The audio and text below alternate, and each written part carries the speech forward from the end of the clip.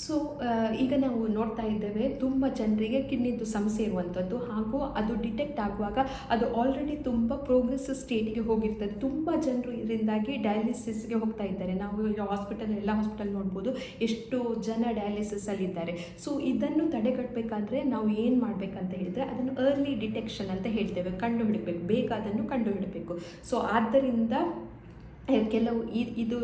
ಕೆಲವು ಸಿಂಪ್ಟಮ್ಸ್ ಇರ್ತದೆ. ಸೊ ಆ ಸಿಂಪ್ಟಮ್ಸ್ ಇದ್ದರೆ ನೀವು ಇಮಿಡಿಯೇಟ್ಲಿ ಹೋಗಿ ನಿಮ್ಮ ಡಾಕ್ಟ್ರಲ್ಲಿ ಪರೀಕ್ಷಿಸಬೇಕು. ಮತ್ತೊಂದು ನೀವು ನೆನಪಿನಲ್ಲಿ ಇಟ್ಕೊಳ್ಬೇಕಾದದ್ದು ಏನಂತ ಹೇಳಿದರೆ, ಜಸ್ಟ್ ಕಿಡ್ನಿದು ಬ್ಲಡ್ ಟೆಸ್ಟ್ ಯೂರಿಯಾ ಕ್ರಿಯಾಟ್ ಮಾತ್ರ ನೋಡೋದಲ್ಲ. ಸೊ ಅದು ಯೂರಿಯಾ ಕ್ರಿಯಾಟ್ ರೈಸ್ ಆಗೋದು ಆಲ್ರೆಡಿ 50-60% ಕಿಡ್ನಿ ಡ್ಯಾಮೇಜ್ ಆದ ನಂತರ.